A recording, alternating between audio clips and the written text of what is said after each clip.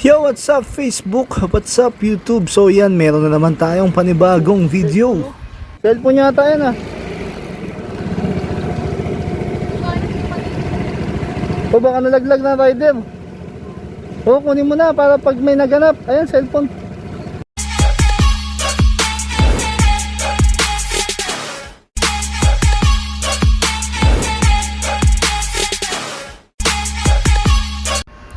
At syempre bago tayo magsimula sa video natin, so yan dito sa daan na to, mayroon tayong nakitang cellphone.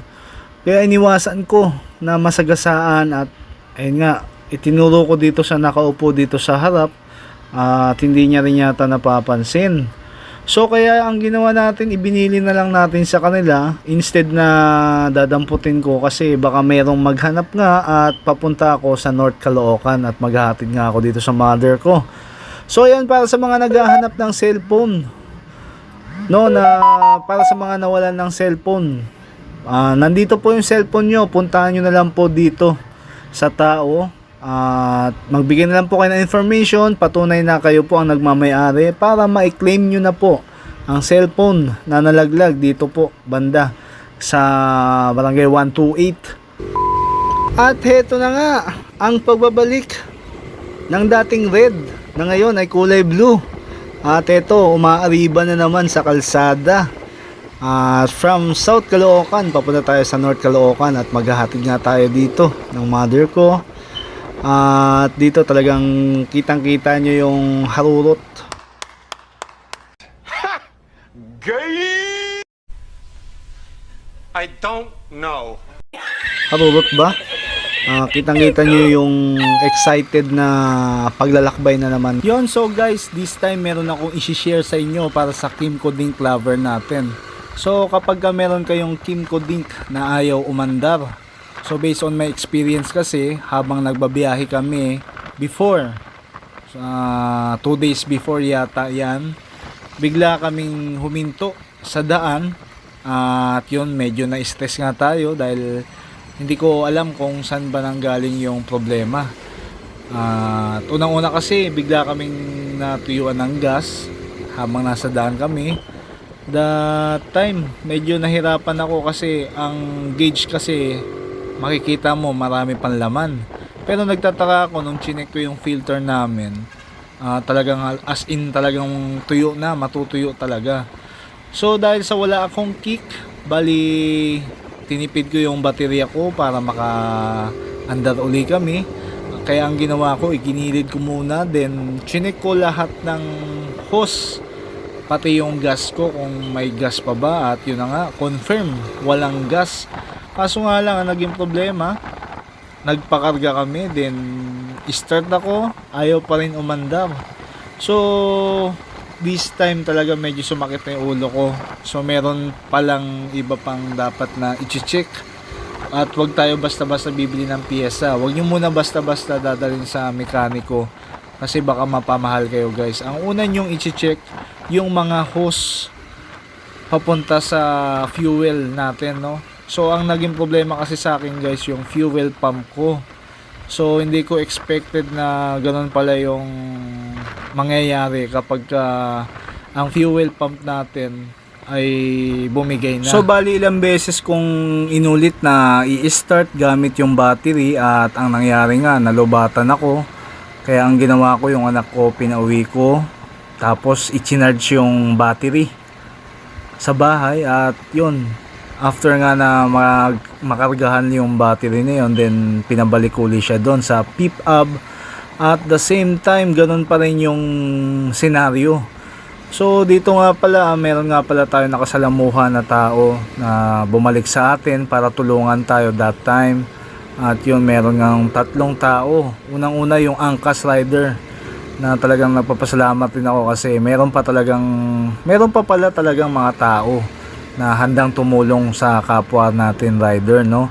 So akala ko kasi dati ang mga napapanood kong ganyan ay scripted lang. So meron pala talagang totoong tao na merong mabubuting puso, no, kalooban para balikan talaga yung mga kagaya natin na nasiraan sa daan.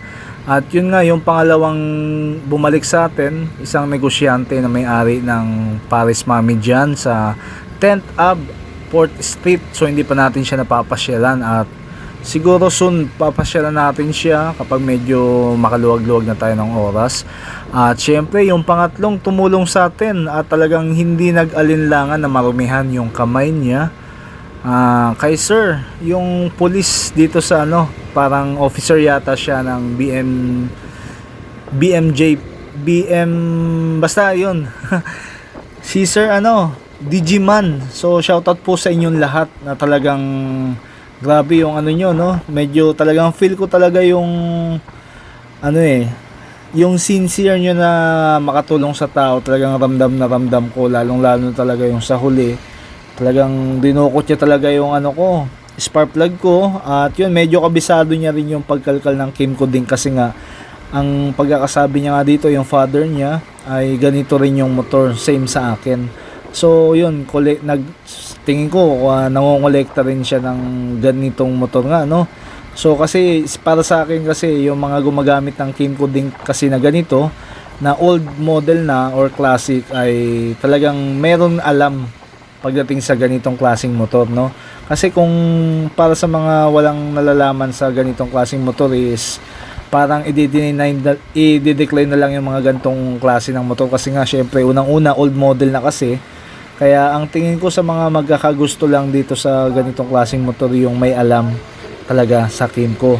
So yan, at eto na nga yung nangyari. Pagdating sa ganitong scenario guys, ang mangyayari sa inyo kapag ang fuel pump nyo ay bumigay, ganito ang mangyayari. Meron kayong makikitang gas sa gas gauge nyo, may makikita kayo na marami pang laman yung ano nyo. Kaso nga lang, pag i-check nyo yung gas nyo sa filter, makikita nyo talagang empty. So ang nangyari kasi sa akin, hanggang sa nalobatan nga ako dahil pinupush start ko nga yung motor. At yun nga, pilit ko siyang pinapaandar. Kaso nga lang, pagkatatakpan mo yung carb para lumabas yung gas doon, wala talaga nangyayari. Kaya doon talaga nagtataka ako kung ano yung problema.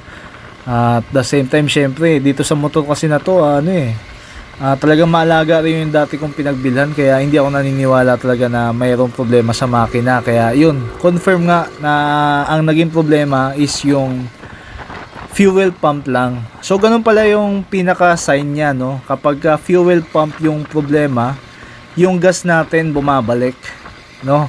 For example, yung carb natin, tatakpan natin ang kamay natin, no?